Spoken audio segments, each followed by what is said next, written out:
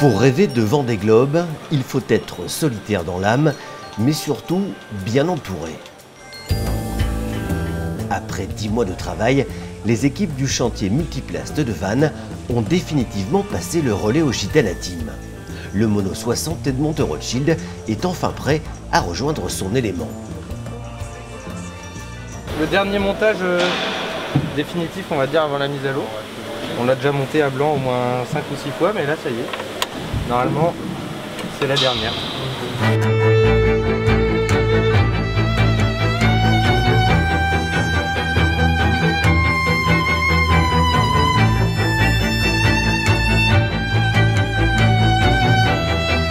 L'Aigle est le lion des armoiries Rothschild pour une exceptionnelle bête de course.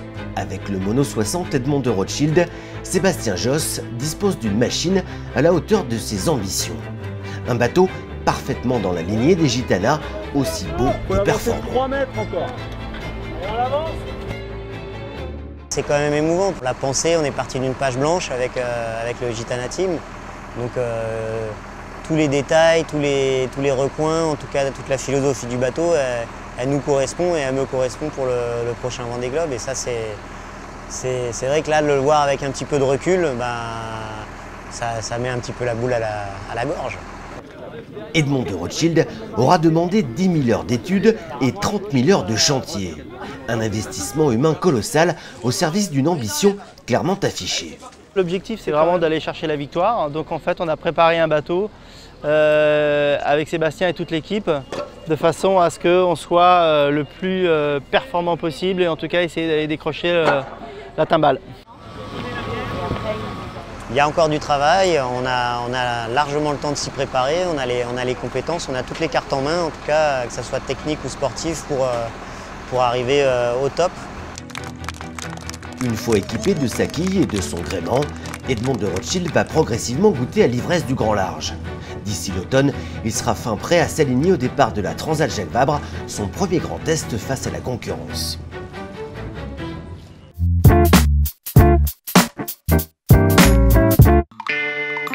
Noir, brut de carbone, voilà à quoi ressemblait Edmond de Rothschild il y a encore un mois.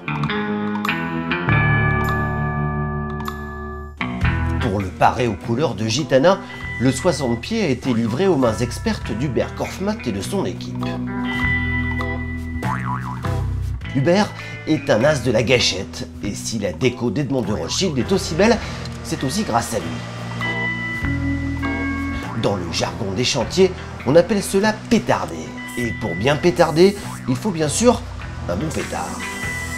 Un bon pétard, c'est que quand tu appuies sur la gâchette, ça démarre tout de suite. Ça vaut le coup de suer un petit peu et si le résultat est bon, tout le monde est content. Hubert manie le pétard des deux mains avec la même dextérité. Un avantage indéniable pour aller vite sans fatiguer ni faire de bêtises. Car avec 4 couleurs et des motifs complexes, la déco d'Edmond de Rothschild peut vite tourner au casse-tête. Le pétardage avance à grands pas et à l'aveugle, au rythme d'un savant jeu de masques et de pochoirs, la garantie d'une finition parfaite qui fait depuis toujours la réputation des Gitana. Il y a un plexi là, normalement, non? Non, c'est un panneau plein. Ah ouais? Ça fait pas aller un bateau vite, la peinture. Maintenant, un beau bateau, c'est toujours agréable de naviguer dessus. C'est beaucoup plus plaisant et je suis assez d'accord avec le dicton qui dit un beau bateau, c'est un bateau qui va vite. Ne comptez ni sur Sébastien ni sur Hubert pour dévoiler le poids total de la peinture utilisée sur le bateau, secret de fabrication jalousement gardé. Gitana 16, c'est une très belle réussite pour moi. Je sais pas ce que pensent les autres, mais pour moi c'est une très belle réussite.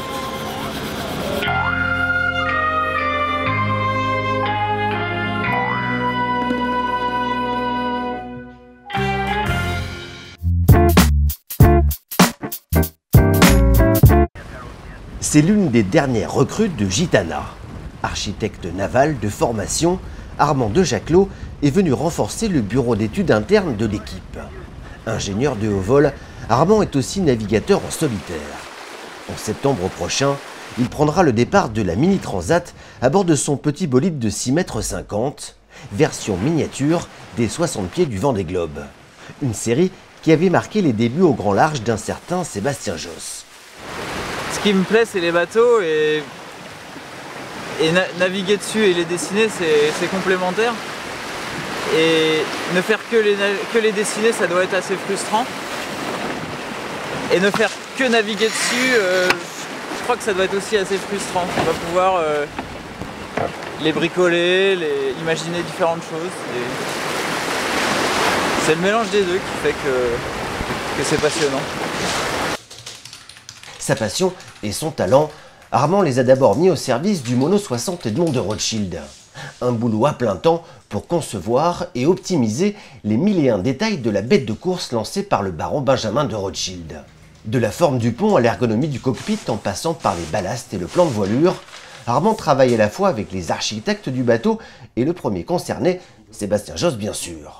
Ce qui est génial quand on est architecte dans une écurie de course, c'est qu'on suit le processus du début à la fin, de la conception à la construction et l'utilisation, avec les retours d'expérience qui en découlent. Et ça, c'est une chance incroyable, parce qu'on peut très bien n'être qu'un concepteur et ne jamais voir la pièce réalisée.